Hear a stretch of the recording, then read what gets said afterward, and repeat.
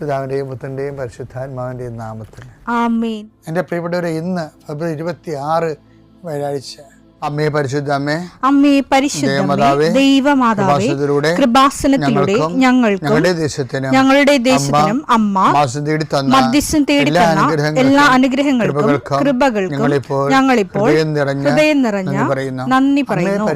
അമ്മേ പരിശുദ്ധമ്മേ, ദൈവമാതാവേ, 2004 ഡിസംബർ 7 ഉച്ചകഴിഞ്ഞ് 2:30 കൃപാസനത്തിൽ സംഭവിച്ച അമ്മയുടെ പ്രത്യക്ഷപ്പെടലിനെ തിരുസഭയ്ക്ക് സമർപ്പിച്ചിരിക്കുന്ന പഠനരേഖകളുടെ മേൽ സഭാത്മകമായ പഠനം ആരംഭിക്കുവാൻ ഞങ്ങൾ പ്രാർത്ഥിക്കുന്നു. അമ്മേ പരിശുദ്ധമേ, ഭൂസ്വർലോകങ്ങളുടെ രാജ്ഞിയായ അങ്ങേയ്ക്ക് ഭൗമസംരക്ഷണത്തിനായി പ്രപഞ്ചപ്രകൃതിയെ തന്നെ തിരുസഭ പ്രതിഷ്ഠിക്കുവാൻ ഈ പ്രത്യക്ഷീകരണം വഴി ഇടയാക്കണമേ. പരിശുദ്ധമേ, ജപമാല മാതാവേ, സകല കൃപാസനം പ്രാർത്ഥനയോടും ചേർത്ത് ഞങ്ങളിപ്പോൾ പ്രാർത്ഥിക്കുന്ന ഈ കുടുംബത്തിന്റെ പ്രത്യേക നിയോഗം പറ മക്കളെ.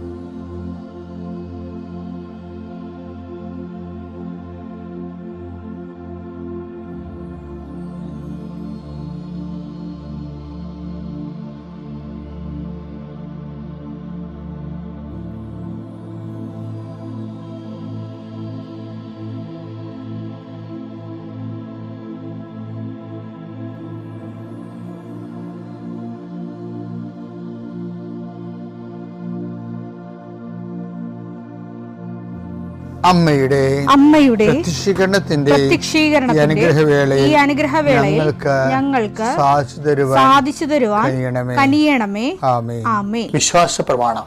സർവശക്തനായ പിതാവും ആകാശത്തിന്റെയും ഭൂമിയുടെയും സൃഷ്ടാവുമായ ദൈവത്തിൽ ഞാൻ വിശ്വസിക്കുന്നു. അവിടുത്തെ ഏകപുത്രനും ഞങ്ങളുടെ കർത്താവുമായ ഈശോ മിശിഹായിലും ഞാൻ വിശ്വസിക്കുന്നു. ഈ പുത്രൻ പരിശുദ്ധാത്മാവിനാൽ ഗർഭസ്ഥനായി കന്യകാമറിയത്തിൽ നിന്ന് പിറന്ന് പൊന്തിയോസ് പീലാത്തോസിന്റെ കാലത്ത് പീഡകൾ സഹിച്ച് കുരിശിൽ തറയ്ക്കപ്പെട്ട് മരിച്ച് അടക്കപ്പെട്ട് പാതാളങ്ങളിൽ ഇറങ്ങി മരിച്ചവരുടെ ഇടയിൽ നിന്ന് 3-ാം നാൾ ഉയർത്ത് സ്വർഗത്തിലേക്ക് എഴുന്നള്ളി സർവശക്തിയുള്ള പിതാവായ ദൈവത്തിന്റെ വലതുഭാഗത്തിരിക്കുന്നു. അവിടെ നിന്ന് ജീവിക്കുന്നവരെയും മരിച്ചവരെയും വിധിക്കുവാൻ വരുമെന്നും ഞാൻ വിശ്വസിക്കുന്നു. പരിശുദ്ധാത്മാവിലും ഞാൻ വിശ്വസിക്കുന്നു. വിശുദ്ധ കത്തോലിക്കാ സഭയിലും പുണ്യവാന്മാരുടെ ഐക്യത്തിലും പാപങ്ങളുടെ മോചനത്തിലും ശരീരത്തിന്റെ ഉയർപ്പിലും നിത്യമായ ജീവിതത്തിലും ഞാൻ വിശ്വസിക്കുന്നു. ആമേൻ. സുഖസ്ഥനായ ഞങ്ങളുടെ പിതാവേ, അങ്ങയുടെ നാമം പൂജിതമാകണമേ. അങ്ങയുടെ രാജ്യം വരണമേ. അങ്ങയുടെ തിരുമനസ് സ്വർഗത്തിലെ പോലെ ഭൂമിയിലും ആകണമേ. അന്നു വേണ്ടുന്ന ആഹാരം ഇന്ന് ഞങ്ങൾക്ക് തരണമേ. ഞങ്ങളോട് തെറ്റ് ചെയ്യുന്നവരോട് ഞങ്ങൾ ക്ഷമിക്കുന്നത് പോലെ ഞങ്ങളുടെ തെറ്റുകൾ ഞങ്ങളോടും ക്ഷമിക്കണമേ. ഞങ്ങളെ പ്രലോഭനത്തിൽ ഉൾപ്പെടുത്തരുതേ, തിന്മയിൽ ഞങ്ങൾ രക്ഷിക്കണമേ. ആമേൻ. നന്മ നിറഞ്ഞ മറിയമേ, സ്വസ്തി. കർത്താവ് അങ്ങയുടെ കൂടെ സ്ത്രീകളിൽ അങ്ങ് അനുഗ്രഹിക്കപ്പെട്ടവളാകുന്നു. അങ്ങയുടെ ഉദരത്തിൻ ഫലമായി ഈശോ അനുഗ്രഹിക്കപ്പെട്ടവനാകുന്നു. പരിശുദ്ധ മറിയമേ, തമ്പുരാന്റെ അമ്മേ, പാപികളായ ഞങ്ങൾക്ക് വേണ്ടി ഇപ്പോഴും ഞങ്ങളുടെ മരണസമയത്തും തമ്പുരാനോട് അപേക്ഷിക്കണമേ. ആമേൻ. കർത്താവേ, നിന്റെ ഉന്നതമായ നാമത്തിന് സ്തോത്രം ചെയ്യുന്നു. കർത്താവേ, നിന്റെ വിശുദ്ധ പൗരോഹിത്യത്തെ മഹത്വപ്പെടുത്തണമേ. കർത്താവേ, സഭയിലുള്ള സാന്നിധ്യം പ്രകടമാക്കണമേ. 40 വർഷം ഞാൻ അർപ്പിച്ച കൃപാനയുടെ യോഗ്യതയാൽ കൃപാസ്ഥാനത്താറെ ജീവനോടെ പ്രത്യക്ഷപ്പെട്ട പരിശുദ്ധ അമ്മയുടെയും മാധ്യസ്ഥത്തിൽ ഈ പ്രാർത്ഥന പ്രതീക്ഷിച്ചുകൊണ്ട് ലോകം മുഴുവനും വിവിധ സ്ഥലങ്ങളിൽ ജാഗ്രതയോടെ ഇരിക്കുന്ന ഓരോ മകൻ്റെ മേലും മകളുടെ മേലും കർത്താവേ, നിന്റെ തിരുമുറുവാർന്ന വലതുകരം ആണിപ്പെടുന്ന അത്ഭുതകരം വെക്കണമെന്ന് പ്രാർത്ഥിക്കുന്നു. എൻ്റെ പ്രിയപ്പെട്ട മക്കളെ, 7 ഒരു ഗോൾഡൻ ലെറ്ററിൽ എഴുതി അച്ഛനെ ഈശോ കാണിക്കുന്നുണ്ട്. 7 ബന്ധപ്പെട്ട് തീർച്ചയായിട്ടും കർത്താവ് നിങ്ങൾ അനുഗ്രഹിക്കുമെന്ന് എനിക്ക് ഉറപ്പാണ്. അപ്പോൾ 7 അനുഗ്രഹം കിട്ടിയാൽ ഇൻ്റർവ്യൂ ആകാം, ടെസ്റ്റ് ആകാം, ജോലിയാകാം, PR ആകാം, ഇനി എന്താണ് നിങ്ങൾ ഇത്രയും നാൾ ആശിച്ചിരുന്നത്, അതിനുള്ള തീരുമാനമാകാം, അതിൻ്റെ വിടുതലാകാം. എന്തായാലും നിങ്ങൾ സാക്ഷ്യം പറയണം. കർത്താവേ, ഇങ്ങനെ ഇതുപോലെ തന്നെ ഓരോരുത്തർക്കും കർത്താവ് അങ്ങ് സന്ദേശം കൊടുക്കണമെന്ന് പ്രാർത്ഥിക്കുന്നു. മനുഷ്യൻ്റെ ജീവിതത്തിൽ ഒത്തിരിയേറെ വേദനകൾ, ഭാരങ്ങൾ, അവർക്ക് സ്വന്തമായിട്ട് പരിഹരിക്കാൻ പറ്റാത്ത വിഷയങ്ങൾ, നന്നായി വിശ്വസിക്കാൻ പോലും പറ്റാത്ത ആൾക്കാരുണ്ട്, വെടിപ്പായിട്ട് പ്രാർത്ഥിക്കാൻ പറ്റാത്ത ആൾക്കാരുണ്ട്. അവരെല്ലാം കർത്താവ് ഈ നിമിഷം ആശീർവദിക്കട്ടെ. കർത്താവ് യാത്ര ചെയ്യുന്ന മക്കൾ, കർത്താവ് ഇൻ്റർവ്യൂ ഉള്ള മക്കൾ, കർത്താവ് പരീക്ഷ എഴുതുന്ന മക്കൾ, അനേകം മക്കൾ ആശീർവാദം വാങ്ങിച്ച് പോയിട്ടുണ്ട് പരീക്ഷ എഴുതാൻ വേണ്ടി. അവരെല്ലാം കർത്താവെ ആശീർവദിക്കണം. നിത്യം പിതാവും പുത്രനും പരിശുദ്ധാത്മാവും നീക്കാമേ. എൻ്റെ പ്രിയപ്പെട്ടവരെ, ഉടമ്പടിയുടെ ഘടന കർത്താവ് എൻ്റെ മനസ്സിൽ പരിശുദ്ധാത്മാവും നൽകിയ ഒരു ഘടനയാണുള്ളത്. എന്താ പറയണത്?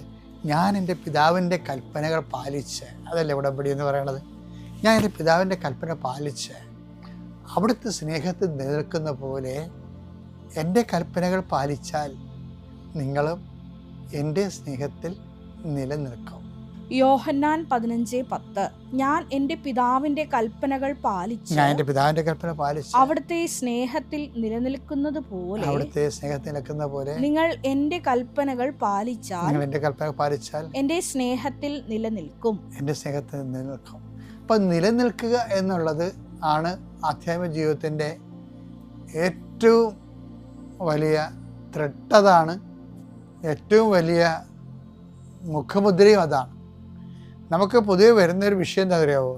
ഈ ആഴ്ച ഭക്തി ഉണ്ടെങ്കിൽ അടുത്ത ആഴ്ച ഭക്തി ഉണ്ടാകത്തില്ല. അടുത്ത മാസം നമ്മൾ തീർത്ഥാടനത്തിനും പോകും, ലോകത്തിലുള്ള എല്ലാ മലയും കയറും, പുരുഷൻ്റെ വഴി നടത്തി ഇറങ്ങി വരികയും ചെയ്യും, കൃപയിൽ ജീവിക്കുകയും ചെയ്യും. നോൻപ് കഴിയുമ്പോൾ ഇല്ലേ, പുതു ഞായറാഴ്ചയും കഴിഞ്ഞ് കഴിഞ്ഞാൽ പിന്നെ മനുഷ്യൻ പിന്നെ ഗ്രാഫ്, ആധ്യാത്മിക ഗ്രാഫ് താഴെ പോവും, ചിലപ്പോൾ ഗ്യാപ്പും വരും. നിങ്ങൾ ഒരു മല കയറണ നല്ലതല്ലേ, ഞാനും കയറുന്ന ആളാണ്.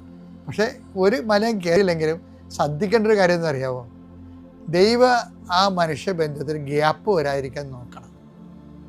എന്താ ഈശോ പറയണത്? നിലനിൽക്കണം എന്ന് പറഞ്ഞ വാക്കതാണ് 15:10. എന്താണ്? ഞാൻ എൻ്റെ പിതാവിൻ്റെ കൽപ്പന പാലിച്ച് അവിടുത്തെ സ്നേഹത്തിൽ ഗ്യാപ്പില്ലാതെ, വിള്ളലില്ലാതെ, കണ്ടിന്യൂസ് ആയിട്ട് പിന്തുടർന്നുകൊണ്ട് നിലനിൽക്കുന്നത് പോലെ. നമ്മൾ ഒത്തിരി പീക്കിലേക്ക് പോയില്ലെങ്കിലും ദൈവമായിട്ടുള്ള ആ ബന്ധം അത് ഒത്തിരിയേറെ നിമ്നോന്നതങ്ങൾ ഇല്ലെന്നുണ്ടെങ്കിലും ഒരു ബേസിക്കായിട്ട് ദൈവമായിട്ടുള്ള ആ നിലനിൽപ്പ് സൂക്ഷിക്കുന്നത് എൻ്റെ ഗുണമെന്ന് വെച്ച് കഴിഞ്ഞാൽ, നിലനിന്ന് കഴിഞ്ഞാൽ ഉള്ള ഗുണം എന്നറിയാവോ? ഞാൻ എൻ്റെ പിതാവിൻ്റെ കൽപ്പനകൾ പാലിച്ച് അവിടുത്തെ സ്നേഹം നിലനിൽക്കുന്ന പോലെ എൻ്റെ കൽപ്പന പാലിച്ചാൽ നിങ്ങൾ എൻ്റെ സ്നേഹത്തിൽ നിലനിൽക്കും. അങ്ങനെ കണ്ടിന്യൂഷനായിട്ട് നിലനിന്ന് കഴിഞ്ഞാൽ ഉണ്ടാകുന്ന ഉടമ്പടിയുടെ ഗുണവധാനം. ഉടമ്പടി നിങ്ങളുടെ കണ്ടിന്യൂറ്റി ഉറപ്പ് വരുത്തും. കണ്ടിന്യൂറ്റി ഇല്ലേ, തുടർച്ച ഉറപ്പ് വരുത്തും. കാര്യം എന്താണ്? അതിൻ്റെ ചുറ്റവട്ടങ്ങളും ആചാര അനുഷ്ഠാന ക്രമങ്ങളും സുവിശേഷ സാക്ഷ്യങ്ങളും എല്ലാം കണ്ടിന്യൂസ് ആയിട്ട് പോകുന്ന കാര്യങ്ങളായതുകൊണ്ട് അത് ഉറപ്പ് വരുത്തുമ്പോൾ എന്ത് സംഭവിക്കും? 15:7 സംഭവിക്കും. യോഹന്നാൻ 15:7. അപ്പോൾ യോഹന്നാൻ 15:7 നിങ്ങൾ എന്നിൽ വസിക്കുകയും എൻ്റെ വാക്കുകൾ നിങ്ങളിൽ നിലനിൽക്കുകയും ചെയ്യുന്നെങ്കിൽ ഇഷ്ടമുള്ളത് ചോദിക്കുക നിങ്ങൾക്ക് ലഭിക്കും. അപ്പം നിലനിൽക്കുക എന്നുള്ള വാക്കുണ്ട് അവിടെ. 2 സ്ഥലത്തുകൊണ്ടേ 15:10 നിലനിൽപ്പുണ്ട്. എന്താണ്? ഞാൻ എൻ്റെ പിതാവിൻ്റെ കൽപ്പന പാലിച്ച് അവിടുത്തെ സ്നേഹം നിലനിൽക്കുന്നത് പോലെ എൻ്റെ കൽപ്പന പാലിച്ചാൽ നിങ്ങൾ എൻ്റെ സ്നേഹം നിലനിൽക്കും. ഇപ്പോഴെന്താ 15:7 പറയണത്? നിങ്ങൾ എന്നിൽ വസിക്കുകയും എൻ്റെ വാക്കുകൾ നിങ്ങൾ നിലനിൽക്കുകയും ചെയ്താൽ ഇഷ്ടമുള്ളത് ചോദിച്ചുകൊള്ളുക നിങ്ങൾക്ക് ലഭിക്കും. അപ്പൊ നിലനിൽപ്പ് ഒരു പ്രശ്നമാണ്. ഗ്യാപ്പ് ഉണ്ടാകരുത്. അതുകൊണ്ടാണ് ഉടമ്പടി ഗ്യാപ്പ് ഉണ്ടായിക്കഴിഞ്ഞാൽ പിന്നെ ഞാൻ പോലും ആൾക്കാരെ കാണത്തില്ല. എന്താ കാര്യം? അതായത് ഒരു ഉടമ്പടിയിലല്ല. ഉടമ്പടിയിലാണെങ്കിൽ അവരെ കാണാൻ എളുപ്പമാണ്. നമുക്ക് ചുമ്മാ കാര്യങ്ങൾ കേട്ട് കർത്താവിൻ്റെ നാമത്തിൽ പ്രാർത്ഥിച്ച് മതാനും മധ്യസ്ഥ വെച്ച് കഴിഞ്ഞപ്പോൾ തന്നെ വിഷയം ശരിയാകും. പക്ഷേ അവർ ഉടമ്പടിയിലല്ലെങ്കിലോ, കാര്യം ഉടമ്പടി പ്രകാരം ജീവിക്കുമ്പോഴാണ് നിങ്ങൾ എൻ്റെ വാക്ക് കേൾക്കുകയും ഞാൻ നിങ്ങൾ വസിക്കുകയും ചെയ്യുന്നെങ്കിൽ ഇഷ്ടമുള്ള ചോദിക്കാൻ പോകണം. അപ്പോൾ നമുക്ക് പ്രശ്നമൊന്നുമില്ല, പ്രാർത്ഥനയ്ക്ക് തടസ്സമില്ല, ഇഷ്ടമുള്ള നമുക്ക് ചോദിക്കാം. പക്ഷേ ഗ്യാപ്പ് ഉണ്ടാകരുത്. അത് പ്രത്യേകം ശ്രദ്ധിക്കണമെന്ന് ഈ സമയം നോമ്പ് കാലത്ത് പ്രത്യേകം ഓർപ്പിക്കുകയാണ്. പിതാവിൻ്റെയും പുത്രൻ്റെയും പരിശുദ്ധാത്മാവിൻ്റെയും നാമം.